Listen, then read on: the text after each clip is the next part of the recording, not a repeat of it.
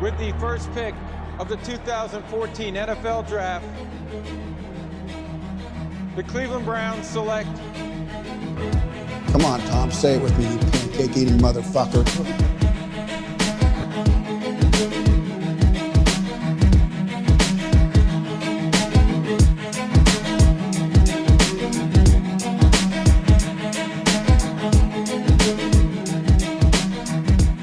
So what are you going to do with your Cespedes garden gnome you got last night? Well, Maybe celebrate the Mets' loss and now they got shut out for the third time in 4 games. just smash it.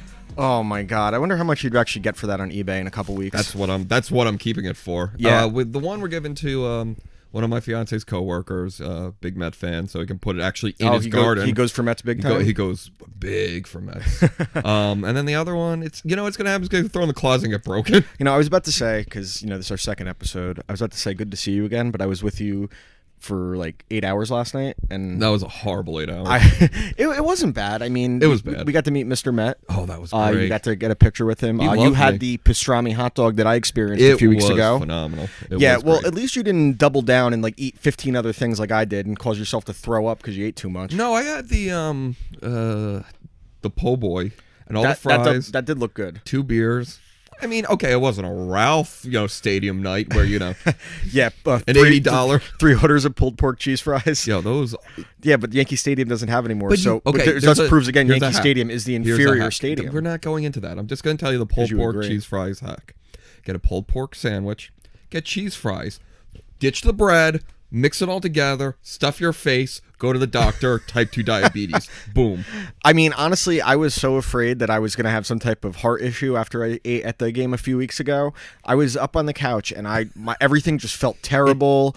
And I ate more than some certain friends of mine whose Micah's name I won't mention, or yours, Ralph, I guess, because you're one of the people that can keep up with larger individuals we know. Well, no offense, guys. I get the patty count, which is when you go to a place such as Burger King or McDonald's or I those are the only 2 I can think. McDonald's, Burger King, Wendy's. Also, it's great how You need to grill and chill more. Go to DQ fast food. It is phenomenal. I do like DQ. What's it? It's not fast food. They call it. It's grill and chill. Is that what they call it? Yeah, say grill and chill. I will never eat there again. All right, I'm not doing grill and chill. So now that we're in full motion here, this is episode 2 of You Watch, I Listen. It's been a week since we posted the first episode. I do want to thank everyone that gave response, that listened. Friends of mine that complained that I spoiled the Avengers. Boo hoo. Don't care. Go see it. It's been over a week. You had plenty of time. But it wasn't over a week last week. Yeah, it was a day.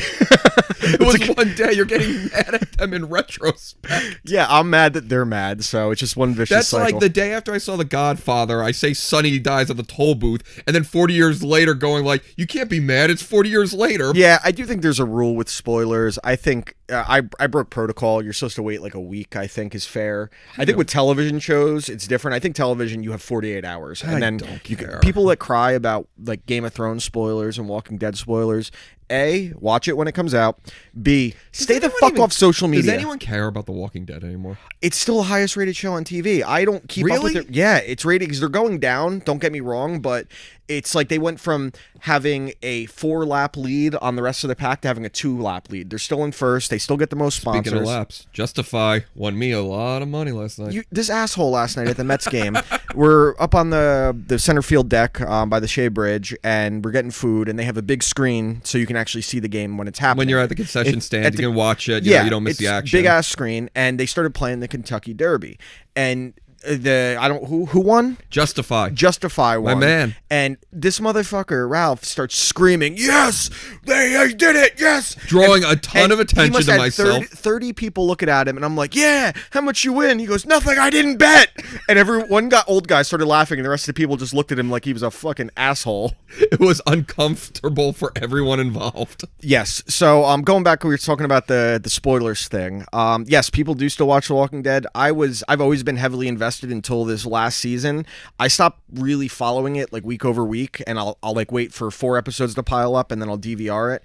And I waited till this season finale, and it's it's just people still care about it. The horror community still cares about it. The horror community. The horror community, yes. You know there's a horror community. I know, and I hate it. And they'll watch anything horror. They like bad horror, good horror, in between. They like sci-fi horror, which you should never watch a movie on sci-fi. Sci-fi movies are the best.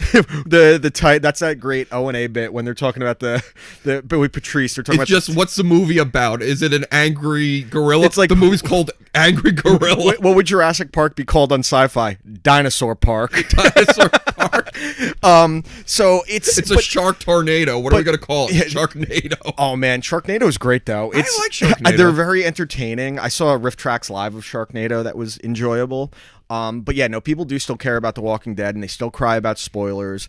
I'm hoping they do something different, because I don't think they have no reason to change it until they're not in first place anymore. I know their ratings are going down, but again, it doesn't matter. How many seasons are they in? This was just season 9, I want to say. Wow. And the thing is, they have so much material to go off of because the comic books are still going, or the graphic novels, whatever you want to call it. Okay, a little aside real quick. So my mother, she's worked at the library for 10, 11 years, and they get the reading list each year. Okay. And about the summer reading list for students. I don't know if everyone is familiar with it outside of New Jersey, but Oh, that's only in New Jersey? I don't know. I don't know enough. I didn't really do summer reading. I just, cliff noted everything, but students are required to read 2 books a summer, and then if they read any more, they get extra credit or something. Like that. And there's a list of books you have to read. My mom worked at the library, and I phoned it in, so go on. And a few years ago, they actually added graphic novels, and she came home furious. The country's getting lazy, Ralph. Comic books, just because it's long doesn't make it a novel. I wonder if she passed that gene to freak out about things that aren't important onto any of her children. You know what? That's usually a father trait, but I got it from her, I guess. Well, I would agree. Like, her being mad about that makes more sense than some of the things you get mad about. She's going, what is this? The Walking Dead? What is that? It's only like the what could that be about? She doesn't know what it's about. What was the one that was? I can't remember the name. With all the superheroes, the movie came around. Watchmen got her furious. That's a great graphic novel. She thought it was a real book because it doesn't sound like it'd be. And when she saw it was a comic book, she was not. Did she check it out? Did she have to check books out as the head librarian, or could she just be like, I don't care if motherfuckers got this reserved. I'm taking it. I don't think she. I want to know about library politics. Library politics. We'll have her on one day. She'll go for 20 hours. We can do a simulcast from the West Milford Library. My favorite thing Free is coffee and donuts. She occasionally would be like, "Hey, you want to hear about our neighbor? 20 cents worth of fines." Like it's gossip. I liked when she wiped out my library fines for me. I had $7. You know what I'm shocked is that you actually took out a book at one point. I used to read a lot, and then I think what happened was some people at age 15 to 16 get smarter. For me, I hit a wall and I started getting dumber, so I'm devolving. You're more dumberer? I'm dumberer, yes. Dumberer. So last week we talked about a movie and an album, and I would like to start out with your album. This was Bad Astronaut, Arachnophobe. So the way I'm going to grade your albums, I'm going to listen to each song a few times over and gauge it on a scale of 1 to 5. Yeah. Then I'm going to average out those scores to figure out what I give the album overall. So this album, for anyone that is into, like you said last week, punk pop punk, whatever you want to call it, it was a fun listen. It's only about 31 minutes long, I think. And that's with the skit, I think. Yeah, too. and that includes the last 4 minutes of the last track, which is, it's really funny. It's just a bunch of voicemails of one of their friends just hammered talking shit, and it gets progressively more nasty. Aggressive? It gets more aggressive and nasty towards his friends, which is maybe why I enjoyed it. So overall on your album, there were a few songs I really liked. There were a couple that I could go without ever hearing again. I really didn't like the first track to open the album, Greg's Estate. Oh, Greg's Estate. So I liked the music. I did not like the vocals, and I hated the intro on it. I didn't think the intro was good. So that was probably my least favorite song on the album. So I gave that a 1, that song. Okay. It wasn't terrible. It wasn't good for me. It wasn't terrible. You give it a 1. I mean, I could have given it a 0. What's the scale? -3 to 2? If they ever give me a Killers album, I'll have every song as a 0. So the next song I liked a lot, Antidote. I really like the sound on it. I like the lyrics on it. The pace was very... It's got that random piano. Oh, not piano, the strings that come in. I like that. It was really cool. The next one, Gray Suits, I thought was awesome. I thought the music was great. That was definitely up to that point my favorite song. The next one was only a minute long, Quiet. That song. I thought it was cool. It was weird. The lyrics were really good. But it also breaks it up because you got a lot of energy those first 3 songs, and then all of a sudden it just kind of correct. It doesn't keep going up and up and up. It kind of stays right there. The 500 Miles, I gave that a 2. It was cool. It was definitely their most radio-friendly song. It's corny. It's a corny song. Exactly. Like that one I could hear like playing on a local top 100 hit song album. Not that it would play now, but that was the sound it had. Needle in the Hay. That was the coolest jam song. Well, do you know the story behind that one? No, why would I know the story? You're the one. I never heard of this before you told me. So why are you acting like I know? Give your review and then I'll give you So that background. one, I like that one. So the next one was my favorite song on the album. Was Only Good for a ... I gave that one a 4.5. I thought that song was awesome. I listened to that one a few times over because I actually thought that was actually added to my own personal playlist. So I really did like that one. Deformed was nothing. Yeah. I gave that a 1.5. That was the least memorable song. I probably should give that. I should give Greg's Estate a higher score than this one. But I think I started getting into the music, so maybe I was curbed a little bit to like it more. I started getting into the album. And then Logan's Run was cool. That one actually kind of reminded me of Green Day a little bit. That's the kind of sound it had, like old Green Day, like probably around the time Minority came out, that album. And then the last song, Unlucky Stuntman, was a really cool song. Best song on the album, the if you ask me. The 4-minute outro is a little weird, but that was a really cool song. Overall, I liked the album the more times I listened to it. The first time I was like indifferent. I knew I didn't dislike it, but I didn't know if I liked it. And now I can say that actually I do enjoy this album. It's a very easy listen for 30 minutes if you're into that Green Day. I'm trying to think some other bands off the top of my head, that kind of sound. If you like Lagwagon, I know I'm not a huge fan. I know a lot of people kind of in that scene like Lagwagon. Yeah. But it's a has, side project. I mean, Green Day, so many bands, old Blink-182, like that kind of sound. Yeah, I would say it's like that. And so overall, I gave the album a 2.8 out of 5. Okay. So it's, I think if I listened to it a little more, I would appreciate it more because it is such an easy album to listen to, which makes its replay value incredible. I don't have to sit there and listen to an 8-minute song that I can skip over half the time. The only track I'd probably skip is honestly the first one. Yeah, great. So overall, 2.8 out of 5. I was very happy with the album choice. At no point did I think the album was a chore. Yeah, absolutely. So I appreciate that one. I actually really did enjoy that. So it's fine because that's actually why I chose as the first album because it's such a light, airy, kind of easy to listen to album. I didn't want to, because I'm sure at some point I'm going to give you some. I'm like, this is going to be difficult, and I didn't want to start that up. I know we were talking yesterday. The reason why I'm going to do some with the albums where I'm going to give you an album and then something that connects to the previous album. So the one I chose today... I don't want to hear it yet. Let's wait. Absolutely. It's going to have like a theme or something that connects to this one. All right, that's fair. I'm not doing that with movies at all. But overall, on this album, Bad Astronaut, Acrophobe, if you're into that, pop punk sound, that quick... I had that quick kind of music where you don't really need to invest too much emotionally. I had a couple people that said they never even heard of it. I actually had a friend, my friend Evan, actually knew who they were. He messaged me about it. Oh, he did? He said he listened to them a lot in college. Shout out to Evan. Nice. So if people didn't hear of them and you want something quick and easy to listen to, give it a try. It's a fun listen. I could see that being a good workout album. Going for a run, it's probably really good to listen to. So I definitely recommend it for anyone. I wouldn't say it's must listen. No, but it was cool if you're into that kind of music. Yep. And the Needle in the Hay, the story behind that. So do you know Elliott Smith?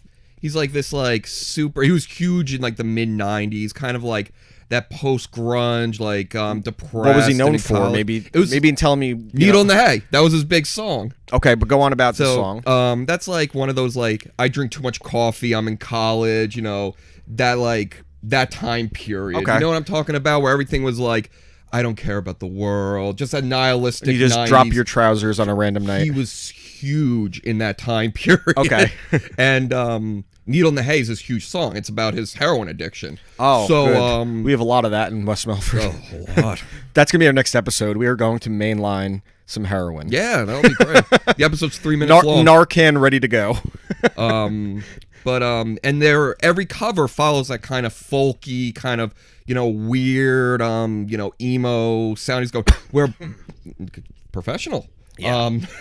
Their version is the only one I've ever heard that didn't follow that, that blueprint where we're going to take it and completely, change it. So I thought that was really I mean, most cool. of those songs that are about doing, hardcore drugs and opioids are always like a little more slow paced. You got your Under the Bridge by Chili Peppers. You got Black by Pearl Jam. All the Alice in Chains songs. Every single one. Yeah, he was literally writing songs with the needle he just shot into his vein. Did you know when they found him, they weren't They said able he was to, like 80 pounds. they didn't know when he had died because he became such like a recluse. Yeah. Recluse? Tomato. He tomato. Yeah. That he didn't talk to anyone. So they found him because like he didn't talk to anyone for such a long period of time, like weeks.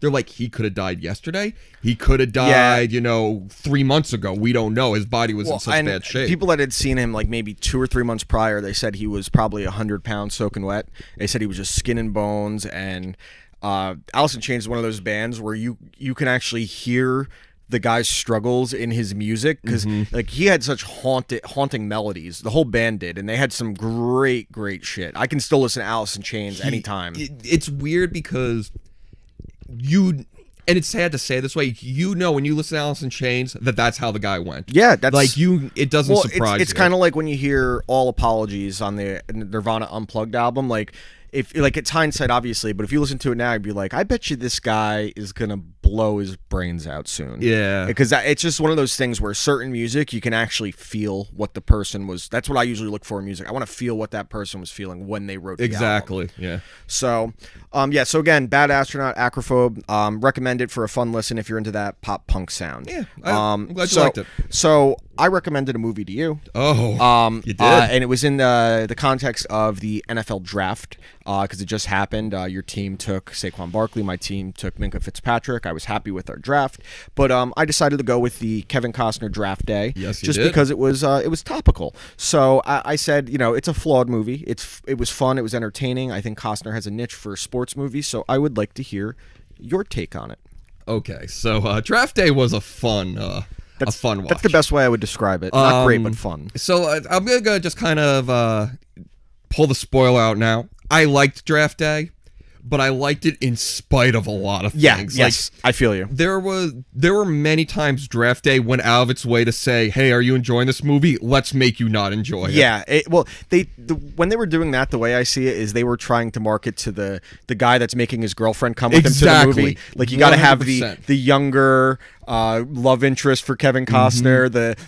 My dad just passed away, so my mom is upset storyline. It was like two movies that they spliced together to make, It's the thing is, like, they put in that extra stuff about his mother and his dad passing and Jennifer Garner, and it was still a short movie despite that. So if they took all that out, it'd be like an hour-long movie. It would just be like a 30 for 30. 30 for 30. Kevin Costner. Sonny, what's his name? Sonny something? Oh, I don't remember Wembley his name. or something. Wembley. I don't think that's what it was. It was Werber? Werber. Sure. Who cares? Kevin Costner.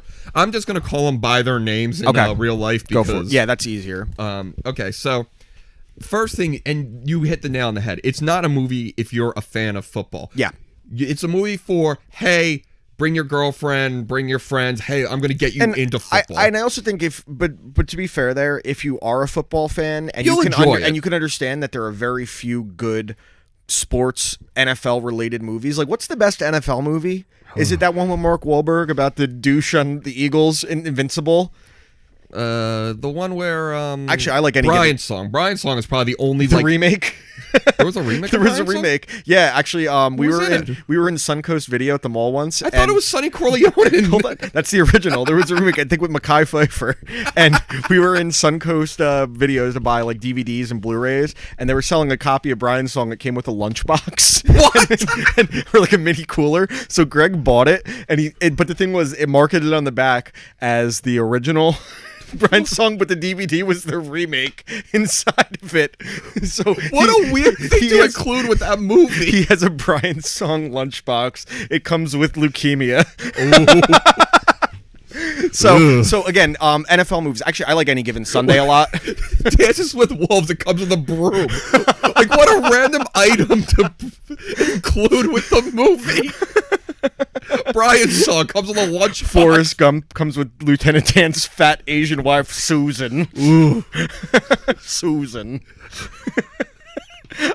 So let's get back on track. Here's Avatar. Here's some paper towels and a half-eaten Subway sandwich. What a weird promotion. Yeah, pretty. So let's get back on track. Sure. So again, not many good NFL movies. So I do think that if you were at all an NFL fan and you could realize that the quality content in the By sports default, field movie, this is a top 5 NFL movie. By Yeah. default. So go on about you were saying it wasn't for pure football fans. So, and there's a lot of scenes where they over-explain things, and Yes. I understand. They mansplain it, is what you're saying. I guess they do. I guess that's the term you would use. Like the first scene, okay, it starts and just a quick recap. Seahawks in the movie had the first overall pick, which, makes sense because, the year this movie came out, they were Super Bowl champions. Yeah. So they literally had it the opposite of what it would have been. The most accurate thing in the movie is that the Cleveland Browns were drafting in the top 7 picks. Yeah. And there's this big time quarterback, Bo Callahan, who's coming out. They said he's the best can't prospect miss, since Andrew Luck. Yeah, something like that. And Seattle wants to trade the pick. So in the beginning, they're discussing like how they're going to get, what would they get for this pick. And this is a scene where already I knew, okay, this is not going to be an easy watch, is when he goes, what did the St. Louis Rams get from the Washington Redskins when they traded for the RG3 pick?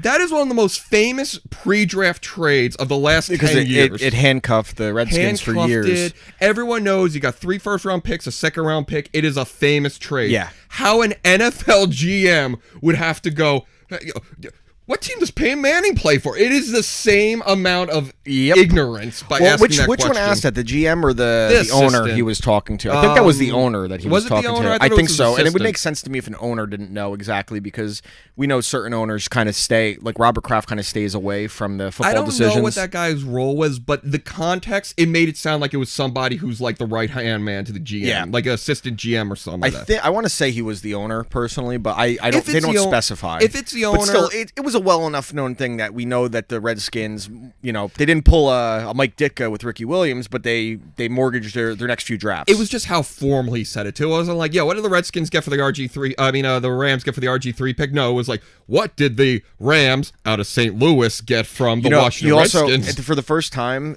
since the Rams moved, you saying the St. Louis Rams sounded weird, right? I still hear LA Chargers. It kind of weirds me out.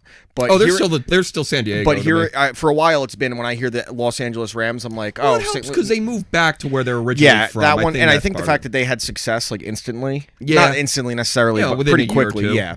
So they're talking about Bo Callahan, best quarterback prospect since Andrew Luck, blah blah blah. They trade their next 3 first-round picks to get the first-round picks, not 3 first-round picks, including this year. This year they're swapping picks plus 3. Correct. The most absurd trade ever. No, Mike Ditka trading for Ricky Williams is the most absurd trade ever. Second most absurd trade ever. So, as you were saying, there's just so much crap in there that you don't need, and it would be a better movie if it wasn't. It's very unrealistic. I thought some of the casting was pretty cool, like Arian Foster. Well, I think Jennifer Garner is hands down my least favorite character. I told you, she is the fucking worst with her stupid horse face and her big teeth and married to Ben Affleck for a while. Go away. So, she's pregnant. She's, has a thing going on with Kevin Costner. He's clearly the father. And he 20, 30 years older. I thought it was her daughter first scene. I was like, what? Oh, that'd be hot. So, anyway, she goes, I'm pregnant. And on draft day, and he doesn't really react, or he kind of has like a tepid reaction. And she's all, miffed about it. It's a big day for him, Jennifer. He's got a lot on his mind. He trades the baby. He trades the baby.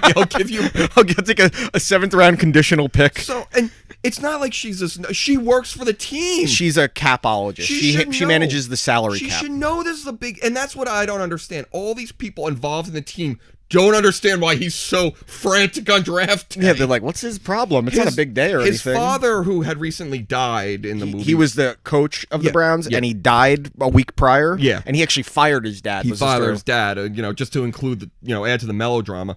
And his mom, they establish, is like a big sports fan. She's giving him advice, and she doesn't even understand why he can't take time in the middle of, again, draft day to spread his father's ashes. From my experience, most GMs are in full-on panic mode like a month before the draft. Exactly. So imagine day of. And he's walking, he's getting coffee, and he's like, what do we have on this Callahan? He's fighting with his head coach, Dennis Leary, who is kind of based off of Barry. It's like a hybrid Barry Switzer, Jimmy Johnson kind of thing.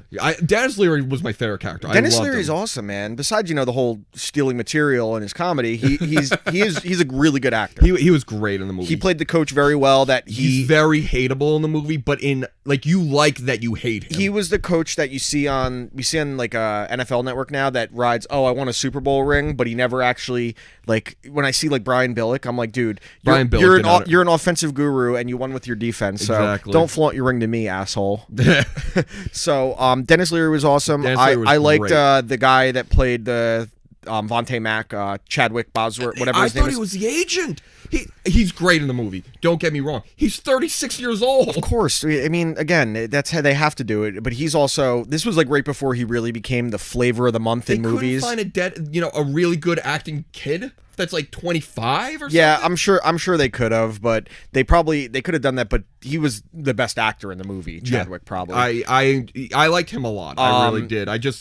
It was distracting that he was so old. Yeah, and I thought the things that they did to the one we discussed this the whole storyline with Bo Callahan and putting the $100 bill on the back of the playbooks.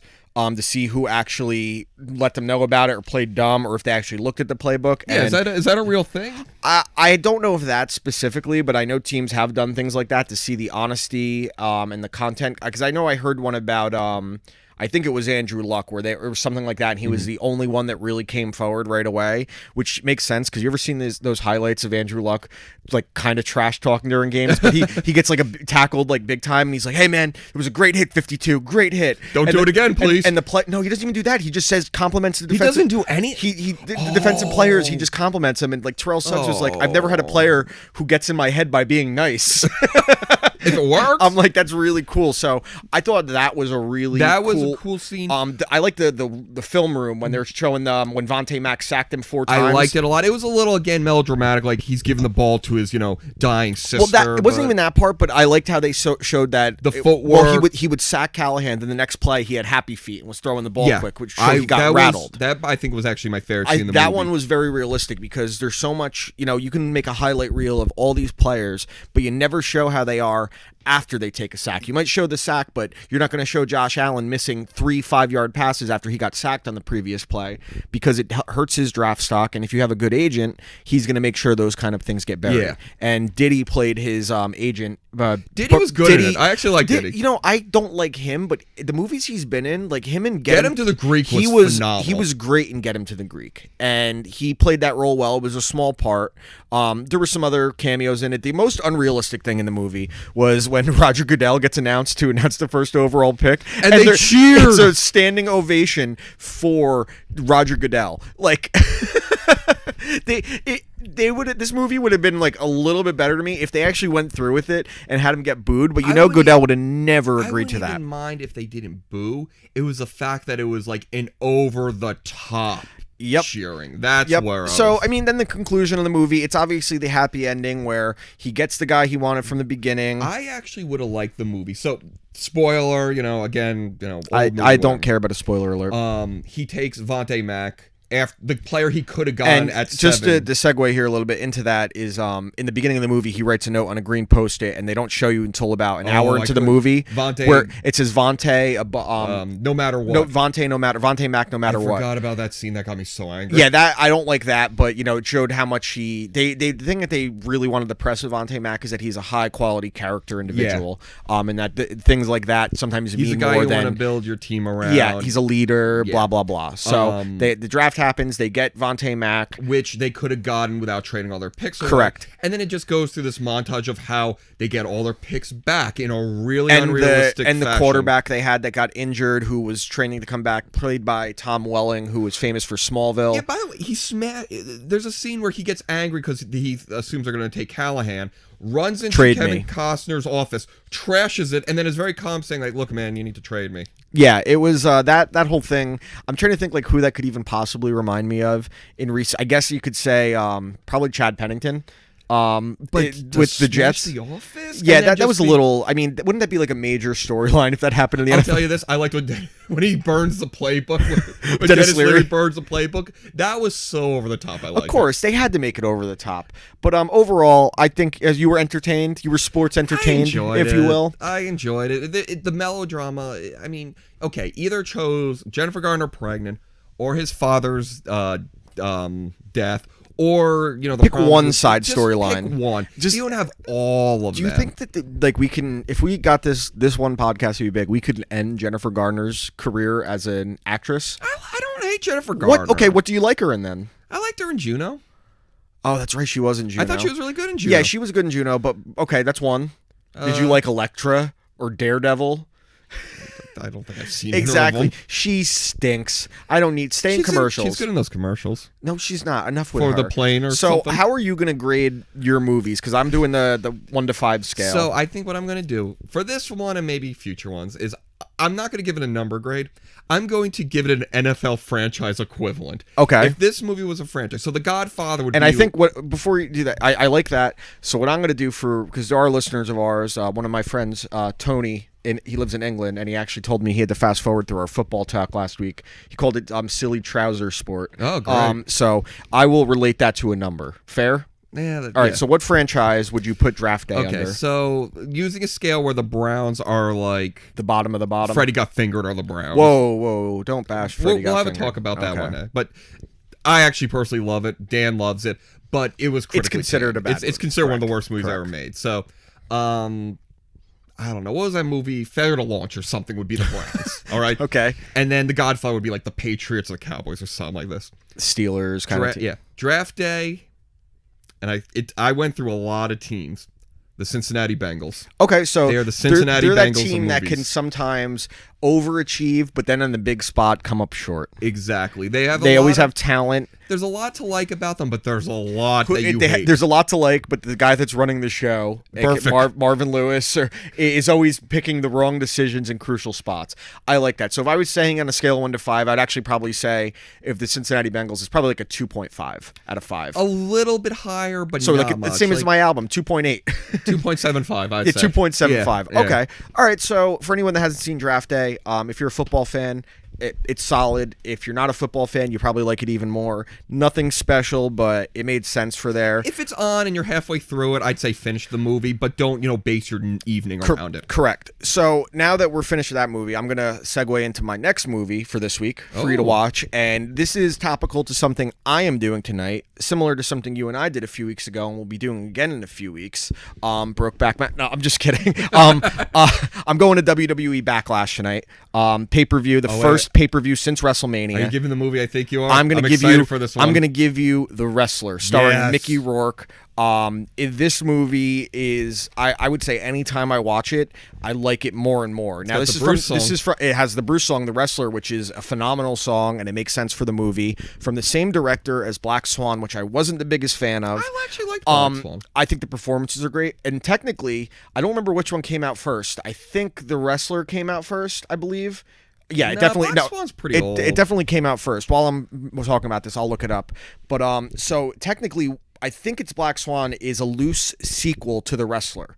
If you look up how they were filmed, how they were cut, kind of like a spiritual sequel. That kind of thing. So this was Mickey. The story's about a guy who it's loosely based on Jake the Snake and I think Roddy Piper to an extent, about a wrestler who was top of his game, wasn't good with his money, and he's trying to have like one big comeback. You were right, by the way. Wrestlers 08, okay, so Black Swan was. There's actually a great video for anyone that has seen both movies of someone cut up the way both movies were filmed in specific scenes, and how you'll see like, oh, these are very similar movies. Mickey Rourke is phenomenal in it to this day. I believe he got screwed out of the Oscar. He lost it to Sean Penn in Milk, I believe. And Sean Penn was really good in that. It was a solid movie. He was great, but the thing that happens now, if you want to like guarantee yourself an Oscar, you portray someone like a real life person. Yeah, someone who's like oppressed, as opposed to an original character, which is what Mickey Rourke. Oh, I thought played. you were going the other direction. Like it has to be like a politically like not charging even role. always. It could be to sometimes, but not always. I mean, more often than not, that's what it is. Who won it last year? Who won Best Actor? Yeah, last like year? this recent year. Oh, it was Gary Oldman for Darkest Hour. So political. Yeah, you're right. Well, both. And it's also a real correct. person. So Mickey Rourke was nominated. He should have won. Marissa Tomei is in it. She is fantastic in it. It was filmed in Hasbrook Heights, most of the movie, so it's local. As a wrestling fan, I love it, but I know people that are not wrestling fans that really enjoyed it. So I definitely think you should put that one on. I'm excited Watch The for this Wrestler. one. This I would put it in my probably if I was making a list of like top 25 movies. It's top 10 is really hard because I have some that I just can't move. I would probably put it in my top 25 at minimum. It's a powerful movie. The soundtrack is great. Mickey Rourke again. It's an unconventional subject to make a serious movie about too. Yeah, and for Mickey Rourke, people forget how big of a star he was early in his career, and then he faded away. And this movie kind of put him back in the spotlight. That and Iron Man 2. Well, it was this, and then Iron Man 2, and then since then he looks terrible. He's had too much plastic surgery. Sin City, he's phenomenal. Oh, Sin City, he was great, and actually that was even before The Wrestler. So that's Sin City was that really brought him back. Yeah, I and think. then The Wrestler just made sense because it was very similar to his own career, where he was on top of the world, and then he fell. But it follows the story of the 80s to 90s wrestler that could not handle his money, had problems with drugs, steroids, and who could have, if he was smart with his money, could have had everything, and then he lost it all. I'm really excited about this one. So I can't wait to see what you think about this. That might be one that as soon as we're done here, I'll watch it. This afternoon. Yeah, I mean, it's definitely one that I think everyone, if you're a fan of good movies in general, this was a critically acclaimed movie. Draft Day, give or take. If you haven't seen The Wrestler and you're a fan of cinema, you're an asshole. I'm going to tell you this. I'll be disappointed if I end up not liking this movie. I would be very surprised if you did not like it. I think I'll like it. So, from the little I know about it, it had, and I also remember the poster that they had with him kind of hanging on the top rope. I love that poster. I'm actually disappointed I didn't see it in theaters and I just never got to it. Correct. So now that I give my movie, why don't we move into what you have for me? Okay. And I got to take my notes. So I actually was going to. I went through a bunch of different albums because, like I said, I have a little bit of a chain I want to do. I have a few that I want to do in a group, then a few next time, and they're all going to kind of be linked together a little bit loosely. And I was going back and forth. The one I actually decided upon kind of came out of nowhere. Driving home yesterday from the Mets game, I put it on. Are you familiar with the Hold Steady? Yes, I know who they are. Yeah. Have you listened to their albums deeply? I have not listened to them deeply. Okay. So they have a few good albums, but there's those albums where there's a few songs you like, a few you don't like, you kind of put them on like, your Correct. playlist. There's one album they have though that start to finish I think is beautiful. Okay. Boys and Girls in America. Boy, what year did this album come out? I think 05 or 06. So Okay. And it's old, but it's not super And how old. would you describe this album? So this is an album that I've found, and it's not something I do intentionally. I only start listening to it when it becomes summer, and as soon as the fall goes away, people I stop listening. definitely have like summer albums. It is the quintessential young. I'm college age. I'm going.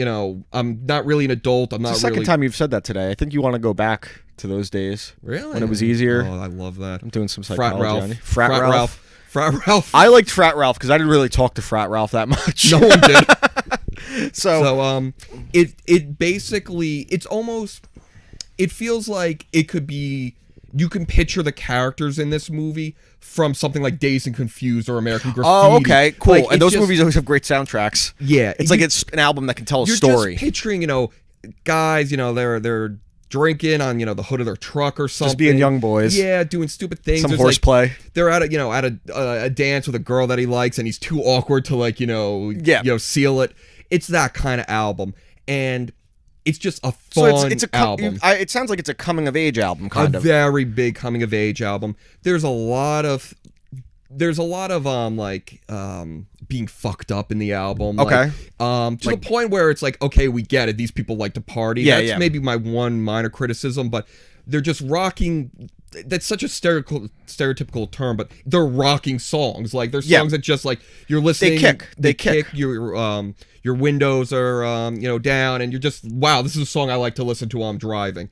Highly recommend. Driving down the shore with the windows down, that kind of thing. Yeah, I do like those kind of. There's certain things I want to listen to. And there's like a lot of classic rock influences that you can tell they're not obvious, but it's clear that it's intentional. They want to sound like someone else. Correct. There's going to be like, oh, that reminds me of blank or blank, whatever. And how many tracks are on this album? 10 or 11, I'd say. Okay, maybe 12. But it's longer than the Bad Astronaut. Yeah, this is an album. All right, one of my favorite albums. I listened to it last night for the first time, and then I'll probably listen to it until early September and then forget about it. I do it every year. It's one of my It's one of my all-time favorites. Cool. I'm looking forward to listening to this one. Like I said, I really enjoyed the last album as I'm looking for because most of the music I listen to now that I don't really play anymore, is stuff I've always listened to. So finding this new stuff that can maybe open my eyes to music again and appreciate it again the way I used to, I'm looking forward to this one. And the guy's voice in the beginning, I'm going to give you just the first track. You're going to go, what the hell's wrong with this guy's voice? Halfway through, you go, I can't picture anyone else but this guy singing these songs. Okay. So it's a little grating. He doesn't have like a high-pitched whiny No, voice. the opposite. It sounds like he just came in from a bender. Oh, good, because I hate that fucking whiny. I hate that shit. Coheed so and Cambria. It's that one doesn't bother me as much as like I hate Tom DeLonge and Blink-182. Yeah, I hate his whiny. I like Blink when Mark Hoppus sings, and I like the new singer from Alkaline. Oh, he's great. Matt Skiba is awesome. Alkaline Trio is awesome. I just don't like that kind of high pitch where they have to pronounce words certain ways to be different, man. No, this guy definitely pounded a few beers before he started. That's my kind. Smoked some Arbs and had some beers. Yeah, he's got a voice for radio. Yeah, I mean, no, wait, that makes no sense. Yes, he has a voice for radio. I had it completely backwards. Yeah, you're gonna put a mute on. Got a voice for radio. He's got a voice for radio.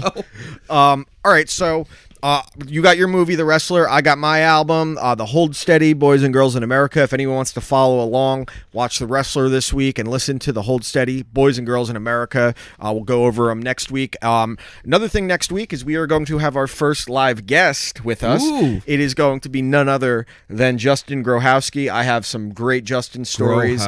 Justin is a very... we don't even need to show up. We could just let him talk for 60 minutes and it'll be highly than entertaining. us farting in the mics. I can't wait to tell the story next week of the first time I really hung out with Justin and what led to him being brought to tears and smoking a pack of cigarettes. Justin is one of the most knowledgeable sports people I know. He's very knowledgeable on music and hip-hop. His hip-hop knowledge is embarrassing. When I talk about rap with him, I'm embarrassed by how out of my league. And he's such a cornball white boy, too, and it's so funny.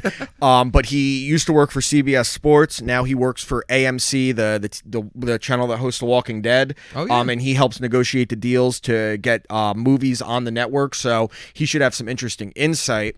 So before we get to that, I have actually a couple interesting news stories I found that I just like your restaurant guy last week. Now this one, it's been circulating in the area, and a lot of people that don't live in New Jersey may not be familiar with this. But what are your thoughts on Taylor ham, Ralph, as an item? Taylor ham as a food item. Anyone who is not in the New Jersey area, go online and order Taylor ham right now. Or pork roll. No. I know. Listen, they may not be able to find it under the name Taylor ham if you want to order it. Anywhere but North Jersey, it's pork roll. Do not buy from a pork roll seller. Buy from a Taylor ham seller. Is there a pork roll seller? Yes. There's a pork roll emporium. No. It's Taylor ham. I am sick. But do you like ham's a brand? Okay, then don't. But do you like Taylor? Do you like Taylor? Love it. Okay, so there is a New Jersey creamery, an ice cream place that has created. I know what a creamery is. I don't know if everyone else does. They created a Taylor ham flavored ice cream. I'm down. I'm in. It's called Windy Brow Farms. It's in Freyden, New Jersey. Now they also put a taste of. There's real pieces of Taylor ham in this. I would expect nothing. There's less. also pieces of French toast that are lathered in maple syrup in it. And they ruined it. Yeah, it's a little No. too much for me. No, and I love Taylor ham. If you're gonna make Taylor ham ice cream, make Taylor ham ice cream. I love Taylor ham. I love ice cream. I don't know if I like the idea. Listen, I do have a principle. I think it's a civic duty. If there is any combination of foods that you enjoy and put into one mega food, you have an obligation to try it. So I would try it, but I don't think it's going to be all that great. Let's just start with the Taylor ham ice cream, and then if that works, hot dog ice cream. Ooh, Mitt Romney. Speaking of hot dogs, I was going to say Mitt Romney, who I've never been the biggest fan of. I'm not getting into his policies, but he's made a fan for life in me by when he was asked what his favorite meat is, he just said hot dog. Hot dog is. I guess hot dog is a type of meat because it's animal parts and buttholes and toes and everything. Well, okay, so if he said filet mignon, there would probably be no. Yeah, it'd be like, oh, no cool. story. Everyone likes that. If he said summer sausage, if he said Taylor ham, summer sausage is like a hot dog with a college degree. Yeah, so like it's an MBA. Would he get would he get shit for that? So, but he said hot dog is his favorite meat. meat. Have to say hot. And then, but why? Whoa! What do you mean? Why did he have? Whoa! He should have said hot dog. That is the only right answer. You know what? I didn't even know that was the right answer until I heard Uncle Mitt say that hot dog is his favorite meat. Now he could easily ruin this by saying he likes a shitty condiment on it. If he said ketchup, yeah, I mean I can do ketchup on a hot dog every now and again. With mustard. Yes, it's ketchup I agree and with that. mustard or mustard. But so now that we're talking about Mitt, I have another one that this story I saw this and I was howling, and it's about the Japanese people. They're very interesting people with their ideas. So I guess they have there's an apartment complex somewhere in Japan that they've had an issue with break-ins in people's apartments. I think I read the story. And so this apartment complex is offering security protection, but what it is, it's a computer projected image on your window of a man shadow boxing to try and keep people away. But there's other images you could switch to of a guy just swinging a baseball bat. You can make it look like he's just walking around changing his clothes, but these people will leave their projector on all night of a man just shadow boxing to scare intruders away. It's either the worst idea or the best idea. But like the fact that they're advertising it, like I'm gonna go to that complex. Wait. Here's the thing. How long is the loop? If it's a 1 second loop, they can be like, "Wow, I can fight that guy. He only throws one punch." No, you could leave it on all night. But I'm saying, like, is it going to project the same? Like, is it? No, it's like full on like karate. There's a karate one, a boxing one, a baseball bat one. There's options where it can look like he's just sitting there, which is probably the smartest one. That's probably the best one. But imagine you're just like, I got to break into this place. It was like Kevin McAllister trying to scare the sticky bandits away with the recording of his uncle. By the way, aren't they only sticky bandits in the second one? What are they? The wet bandits in the first one? I don't know. Joe Pesci and Daniel Stern, the voice of Kevin on the Wonder Years, also became head of the NBA. That's the wrong Stern.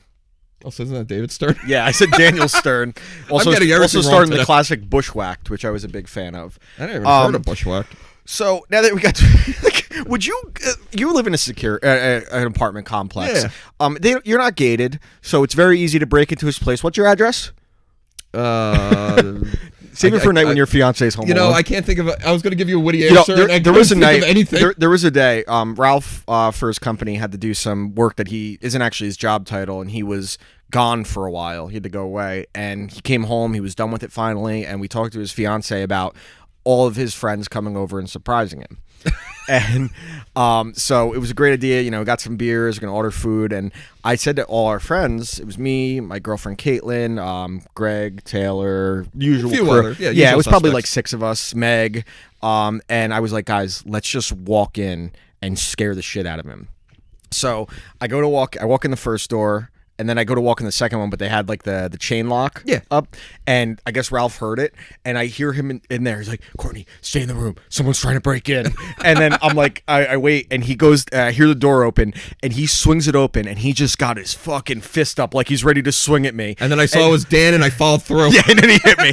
So that was a good one. You know what? I actually am happy that happened because you know how you are worried about like if this moment happens, you play out of your head what you respond. I'm glad I responded. Like I didn't go, Courtney, you do it. You do it. Courtney, I'm gonna stand behind you. So if they get through you, I'll take care of it. I'm glad that when like the adrenaline ran in, like I acted like the way a man should. I am happy about that. So, I do want to move on to a subject that's local to the the sporting news Taylor Ham? in the area. Not Taylor Ham. It's sports news in the baseball. By the way, we're getting that ice cream and do it. Yeah, we're going to do a live test. I'm down for that. So it's local baseball news, and as most people know, I am a big New York Mets fan. Are you? Yeah, unfortunately, I go for Mets. And, the Mets, they got to the World Series in 2015 after some really bad years. And Matt Harvey was really the one that was the linchpin of all this. And he came out as a pitcher and was great. He pitched awesome. I was arguing with someone who said that he wasn't that great, but I actually have some numbers to back up how great his first 50 starts of his career were. He was 7th in total strikeouts for his first 50 starts all time, 5th in ERA his first 50 starts, 1st in WHIP, which I think is awesome, and 36 of his first 50 career starts were quality starts. By comparison, Clayton Kershaw, 23 of his first 50 starts were quality. And after his first full year when he had the Tommy John, I started the All-Star game, the shirt I'm wearing, this one where they call him the Dark Knight, and it's got the silhouette of him as Batman with his number 33. John Buck, their former catcher, made these shirts and released them, and I ordered one. And that day I ordered it, it's announced that he's getting Tommy John surgery. And at that point, I'm just like, come on, this is just the worst luck. He missed all of 2014, comes back in 2015. He's awesome. Had that Game 5 in the World Series where he didn't want to come out of the 9th inning, and he ended up blowing it, but the difference between a couple inches on a pitch, he would have been immortal to the Mets if he did that. And since then, and actually even a little bit before then, when him and Scott Boras starting their innings pitch count, he's been a terrible pitcher. He's been a headache. Last year with the not showing up because Adriana Lima dumped him. And then the New York Mets released him this week. And I wasn't really feeling anything at first because I'm like, he's garbage. He got moved to the bullpen and he cried about it. They told him they wanted him to go to the minors and he refused, so they designated him for assignment. And at this point, I'm so fucking done with this guy. I don't think he's ever going to pitch in the major leagues again. And all this motherfucker does is cry about what he wants.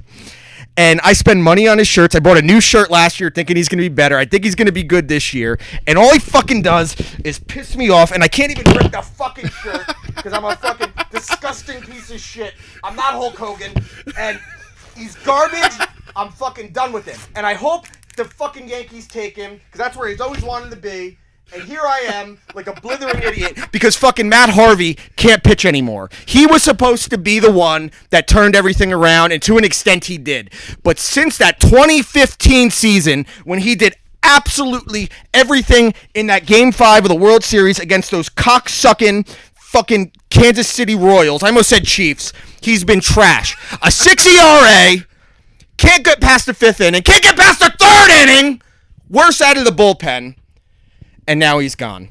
And we eulogize Matt Harvey, the guy who always wanted to be a Yankee, who was counting his $200 million check before he could even get to free agency, get past his rookie contract, get past arbitration with his cocksucker agent, Scott Boras.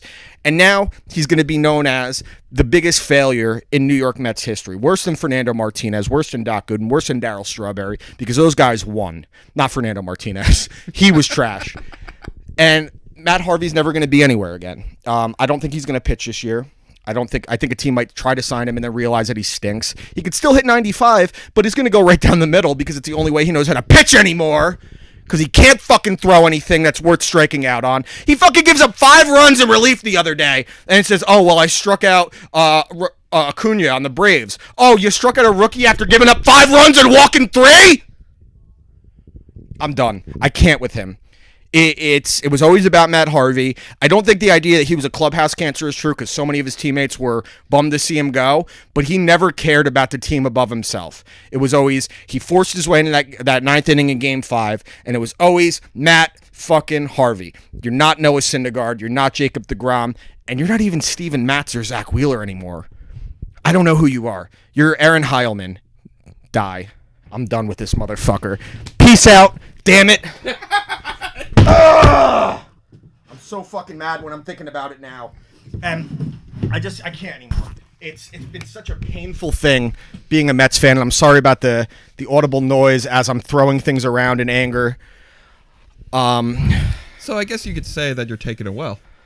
anything but. In good stride. I thought I was, and then just now talking about it again made me really angry. Well, as a Yankee fan, I can relate. Yeah, you can relate my ass. Can you? I guess the closest thing you have is Jabba Chamberlain. Yeah. And he wasn't nearly as much a headache. He was just a bitch. 2002, when What they about didn't win the World 2004? Series. What about 2004? We're not going to talk about 2004. What happened in 2004, Ralph? You know what? What was the Yankees lead in NL? Yeah. Listen, I thought we were talking about Matt Harvey. Yeah, I'm done with him. I just got my voice back, and now it hurts again. I lost my voice all week, and I just started getting back, and now just screaming about that fucking asshole crybaby. My girlfriend dumped me, so I'm not going to show up to a game. All right, we have to move on to something else. You all right there? No, I'm not. Do we need to take a break? No, we don't need to take a break. So we got to move on to You something. better? You feel better? I'm okay. He ripped his shirt off At least I didn't piss on it. That's what I usually do to these things. Like set them on fire and then I piss on it. I did it to Daniel Murphy shirt. I did it to Richie's Jets hat that he left at the house. Well, I also told him when we went to the movies a couple weeks ago, Richie got in my car and he was wearing his Jets hat. I'm like, take it the fuck off. Throw it in the trunk. You're ridiculous. I know. I'm an immature douche. Yeah. So Okay. I guess we're going to... we have... is Randy waiting on the line for us? Well, actually, Randy and I actually talked. He talked to both of us. So last week, we had so much Randy that we decided we can't... Yeah. He'll steal the show. Randy steals everything he touches. So what I did was I actually cut out the call that he had with us yesterday. Yes. And I actually, broke it up a little because He's not actually on the line. Yeah, It was stuff we recorded previously. It's pre-recorded, all right. We had a little too much. Randy, the thing is, Randy Fastball, if anyone knows him like we do, he is such an expert in... I mean, the list would be Everything. shorter of what he's not an expert in. But I would say... I think he said he's a little weak when it comes to bonsai trees. Yeah, he That's is. an area of he's not weakness. great with that. So, I would say that again, this was pre-recorded. We asked Randy for some Relationship advice. Yes, how to have a nice, long-lasting, healthy relationship for both of us. You engaged, me in a near 3-year relationship. Yep. This is stuff that we need to make sure our relationship is solid, intimate, honest, enjoyable, open. honest, that things are getting done properly. So we're going to cut to Randy Fastball and his advice on relationships. Relationships, that's one of life's great mysteries. There's a lot of mystery. There's a lot of mystery involved with relationships. Nobody really knows why we even get into relationships. I've been in relationships. In fact, before my wife left me when I was married, we used to sit around. We would look at each other and be like, what are we doing in this relationship? Like, why are we even in this?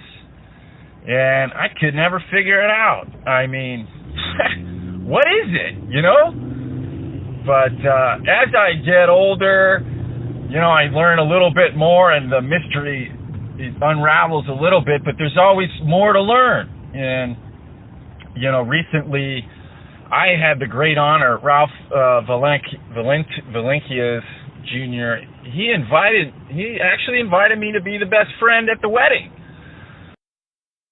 So, so he's talking about his own personal experiences and all that, and that bombshell that he's the best friend, I think he put it. That's news to me. Yeah. Because I remember, I don't know if I dreamt this, but you gave me a bottle of Blue Label. Yes. Which Quality I drank the whole bottle when my cat died.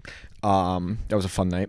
And as far as I knew, I was the best friend. The best friend. Friend. For Ralph Vlecko. Yeah, he really, for a best friend, he really nailed your name. you But know, what do we know? He's the expert. You know what? Maybe I've been saying my name wrong this whole time. He's the expert. So I brought that to my fiance. I said, hey, by the way, Randy. Dan's out. Randy's in. Randy's in. And she goes, the baseball guy from your stupid show? And then you must have told her, hey, don't talk about Randy Fastball like that. No.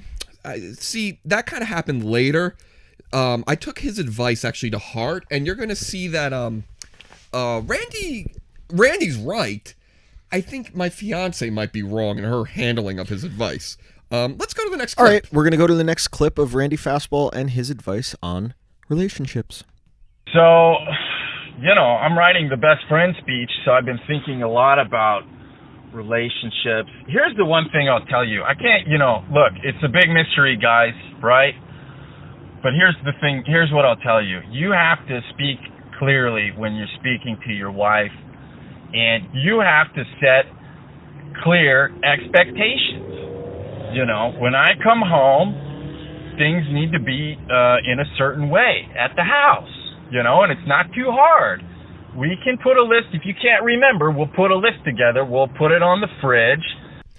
And Randy, I went to my fiance and I go, look, I'm trying to establish myself. I'm the man, like we said. I'm protecting the house, keeping you out. And Alpha. Whatever. And I'm like, I expect things are done a certain way. She does that thing. She's, she looks up from me from her Housewives or whatever she's watching. And she goes, puts her drink down. Excuse me? I'm like, well, I want the house clean. And she goes, then put your dishes away, asshole. Did you put your dishes away?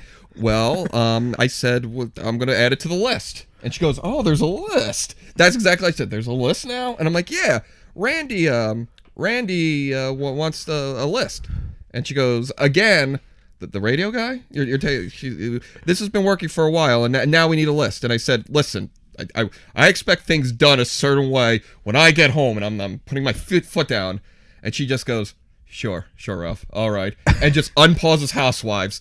So I think I'm making progress. You're making good progress. I'm making with progress on Randy's advice and your long-lasting relationship with your soon-to-be wife. He's got some more tips that we need to get to. So let's go to the next. Let's see what he has to say. And remind you. So when you're looking at the fridge, waiting for me to come home. By the way, you better not be eating because we talked about this. I like your figure to look, a certain way. And this is when things may have turned. Turn for... Well, I said, I want a list. I'm like, unpause that now. Again, casually unpause it, looks at me, and she goes, yes, Ralph. Wouldn't you mean for her to pause it, not unpause it? Or unpause the original unpause? I'm not a bright man, Dan. That's fair. You should make a list. Should make a list. Schindler's. she makes a list for me, helpful hints. Yeah. All right, so go on. So I go, and I don't want you eating. And I look at her. You just said I don't want you eating? I don't want you at eating all. when I come home. Okay. Now let me paint the scene. On my side with the plates and everything, there's some wrappers. What kind of wrappers? Well, Burger King had a sourdough. The sourdough burger, king, which I'm actually eating right now. Yes, you are. They're delicious. I'm a big Burger King fan. She turns to me and she goes, "Last time we went to Burger King, you said let's beat my patty count." Dan, you know what a patty count is, right? I right? believe the patty count is the accumulative total of the amount of patties you eat. So if you have 2 double cheeseburgers, you had 4 patties. Your patty count was 4. How many patties is my record, Dan? 9? 9 is my record. My fiance was telling me about the patty count while she was in her Orange Theory workout gear so she can tone up for the wedding, while I was in my extra large sweatpants because my large no longer fit. So you're doing everything you can to not get toned up for the wedding. While she is busting her ass. We're going to have to get you one of those tuxedo shirts for the wedding. So she goes, you with your patty count. At this point, she's like laughing now. Like, is this real? She's like, you're actually going to use this guy's advice against me. Patty count is going to tell me not to eat? Yes. And I'm like, I want things a certain way. Now I'm panicking. My voice is quivering, and I'm realizing that I may not be the alpha dog I thought I was. Yeah, you're more like a neutered puppy. A little bit of a neutered puppy. And she goes, all right, Ralph, you know what? I'll put that back in the brain while... Yeah, the idea to me of you telling anyone how they should eat when you'd would leave my house and you'd be like, I passed a Burger King and an Arby's on the way home. I hope you know while you were saying this, I just scooped up some of the sourdough sauce off the table and put it in my gullet. Yeah, I think I think that you don't necessarily have the ground to stand on. I think Randy's advice may have actually been flipped. I think he should be telling you. I think he meant to give that advice to my fiance for me. because I may need a little work. Yeah, well, I'm glad that you were the one experimenting with this idea, because I'm trying. Yeah, I mean, I'll do it at some point, but I just don't. I feel like mine will end with "Shut the fuck up, Dan," and that'll be the end of it. Yeah, my fiance, she's a good egg. She's all right. She puts up with a lot, but Randy had a few other tips. We're gonna let's get to those and see how those went. All right, on to Randy's next tips for you and your long-lasting relationship. You know what you need to start doing. You get some things ready. You get my drink ready. I like to have 8 or 9 drinks after work. And you get cooking stuff ready. I don't like Italian food, so don't even try to make lasagna. Just a couple hot dogs, mashed potatoes, get the Mets game going. I don't want the TV off when I come in the door. So yeah, 8 or 9 beers. I mean, I think that's not So too much how to many? ask. Again, I feel like this may be geared towards your fiance with the 8 or 9 drinks. Well, here's the thing. Last time we went out drinking, do you remember how many drinks I had? I had like 2 or 3. Yeah, that was last night. Okay, the last time we went out drinking, Yes. though. Do you remember where I had to ask you to pull off the side of the road because I was projectile vomiting and holding in my bowels at the same time? That was from 2 Bahama Bay breezes. Where were we that night? I think it was Thanksgiving Eve. I remember that. Oh, I was the one that had to do that. You drove. What'd you say yourself for? That was the night before Thanksgiving when I drank entirely too much and I made you pull over and I was just ripping ass into your car while puking at the side. So, Dan, do you know that thing about yes and in radio where when you're going with something, you just... We're not on radio yet. So, I was using your story. I'm not letting you take my story. I want to be an embarrassment to myself and my own family. You just ripped your shirt off and threw a hissy fit about a guy with a 6.8 ERA. I've been mad about much lesser things than that. So, now the But other yes, I do tend to get drunk after 1 or 2 beers. So 8 or 9 may be a little steep, excessive. A little steep for me. Now as far as the dinner proposition, when you come home, I totally understand wanting a nice warm meal. Now, my lovely girlfriend is nice enough to, she always makes sure that dinner is ready, but that's also because she gets home about 2.5 hours before me. But I love Italian food, so I think this is the one thing I'm not going to agree with Randy Fastball on. As much as I love hot dogs and mashed potatoes, I would love a good lasagna, some pasta, some Italian food. I didn't know getting married meant I couldn't eat lasagna anymore. It's Garfield's favorite food. It's good enough for him. Why not me? Yeah, well, Garfield is a woman. Oh. Yeah, you heard that, right? Oh, I remember that. Yeah. So, did he have a list? He had 8 or 9 drinks first. So did you try out this dinner proposition? Well, so here's the thing. As you could tell, it's not really going well. And I your health or your life? Everything. Okay. As a way to say sorry, I cooked dinner. What'd you cook? Hot dogs and mashed potatoes? Hot dogs and mashed potatoes. Or lasagna with hot dogs in it? Hot dog. And then hot dog lasagna might be... Recipe show? I think I'm in. Recipe show. You cook, I'll eat. You cook, I'll eat. What was the show I called yesterday? You watch, I watch? Yeah, you watch, I watch. You watch, you listen. You watch, you listen. Guest spot. And then they take that and make it into ice cream. I made what did I make? Some sort of was it beef. Italian it was like food? No, it was like a beef. I would like thing. to when we have another live one with Randy Fastball. I really would like to debate with him the merits of Italian food. The thing is, the guy is lightning sharp. Yeah, it's gonna be really hard. But maybe that's what I need. I need to hear that little bit of quickness about the Italian food. I can't believe you took. I stole your story so effortlessly, and then. Stupid you goes. Oh, well, at first, no, I'm not. I'm gonna trample over you. I thought it was your story at first, but I was thinking like, when did that happen? And then I was like, that was me. I couldn't think of a time where I threw up, but I do throw up quite easily from. Dude, okay, I got a time you threw up. Before we get back to Randy's advice, all right. This was I forgot whose party it was, but this dumb asshole is drunk. And then we're outside, we're all having a smoke, and he goes to our friend Dr. Bob Roberts of Dr. Bob Roberts in Foot and Soles. Check out drbobroberts.com. He offers him a cigarette. Ralph takes a cigarette, and instead of putting it in his mouth and smoking it, he decided to eat the cigarette. From there, he stumbled away, coughing up, and then he puked all over like a dumb asshole. Yeah, this was a long time ago, right? This was like 4 months ago. Yeah, it happens. So now that we know, if your significant other should not have Italian food for you, she should have Mets game ready to go. Mets. Did you have that ready? Did your fiance have Mets ready to go?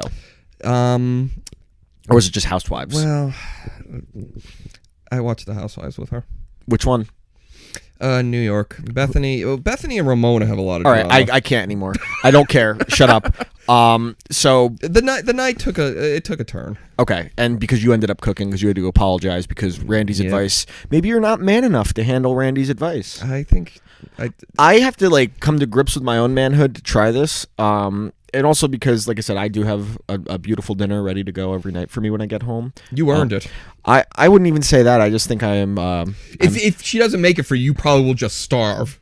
No, you'll just sit there until you're hungry. I'll just make some waffles. A very healthy dinner. No, I'm very lucky in that regard. And Mets game is always ready to go. Mets game is ready. So I have one up on you on there. Do we have? Is that it from Randy? Or I think we got a little more. Let's go. All right. So here is the close off of Randy Fastball and his relationship advice.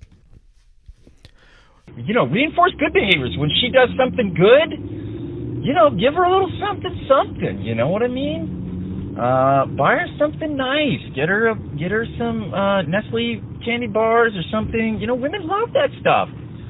They love chocolate. They love if you pick them a flower. You don't even have to buy flowers. You just can pick it. Wow. I got to say, the advice about, give her a little something. Did you get your fiance some Nestle's chocolate? Well, so, yeah. What kind of candy bar did I you got get her a Hershey's Gold, which is my personal favorite. That is a very good. I love Hershey's Gold. And I came back. It's also not Nestle, so, I think that might have been the problem. I went with Hershey's. Yeah. But I walk up to her. And I pull up, it's just turning summer here, I guess spring, but, we're finally getting, some flowers in bloom. And I got her some daffodils. Okay. Very healthy, romantic flower. You picked them from someone's yard? I picked them from, just the guy, apartment next to mine has a little garden. Was he happy about that? He didn't see. Yet. Not yet. There's roots. There were roots. And so I open the door, and I just, in one hand, give her the candy bar, and the other, with the mud and the dirt falling on our white carpet, hand her the daffodils. She looks at this, and I go, with my voice quivering, a little some. And she goes, "So I need to watch my figure." And you're getting me. And you know me, patty count over here doesn't get the serving for one. I get the serving for a small family. Yep. She goes, "I don't like chocolate. It's bad for you. And you just told me I need to wash my figure. Wash it? Wash my That's a different Well, I'm conversation. going to be washing the carpet." Clearly. She goes, "What are you doing?" She literally goes, "What's this about?" Well, I think we can all agree that when you fuck up, I call them fuck up flowers. Every time I fuck up, you get flowers, you get some candy, you get them their favorite drinks, you take them to dinner. I think Randy Fastball really hit the nail on the head there. You get them some Nestle's chocolate. I think I'm not doing something. Yeah, right. I think I'm taking his advice. I think you need to have a one-on-one therapy session with Randy Fastball because you are a lost soul. Well, let's go to the last clip and kind of wraps it up with a kind of a general, topic.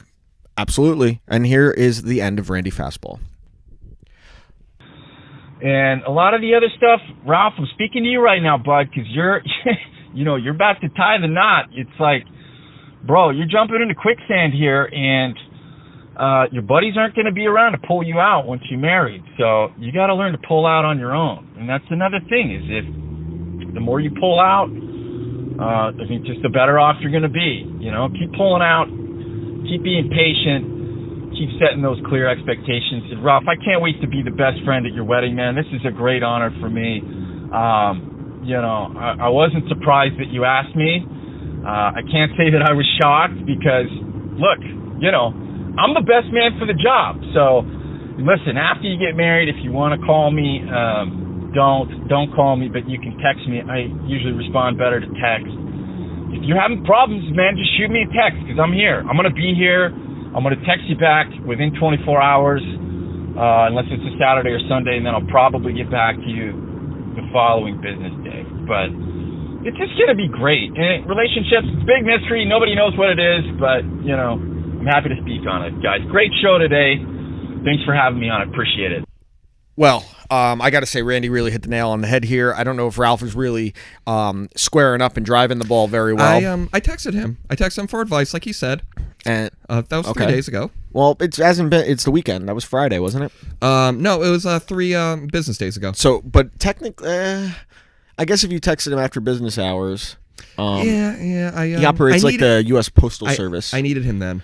Well, hopefully he'll get back to you by Monday, so you can maybe figure this out. Can I sleep in the studio tonight? No, you can't. I'm not. I don't think I'm. I'd rather a bum sleep in here than you. Well, What's the I'm difference? very close to it. So again, thank you, Randy Fastball. He will be live with us next week.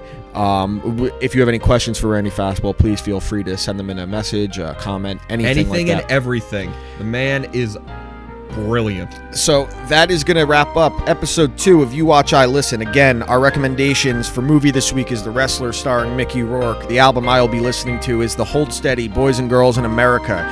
Next week, we will have a very special guest, Justin Grohowski, Grow How Know How, and some more advice from Randy Fastball. Ralph? It's Taylor ham. It's not pork roll. And if you've never had Taylor ham, I highly recommend it. Order it online from a Taylor ham manufacturer, from a Taylor ham emporium. Thanks for listening. Comment, share, subscribe, send questions, advice. Thanks for listening, guys. The Mets. The Mets.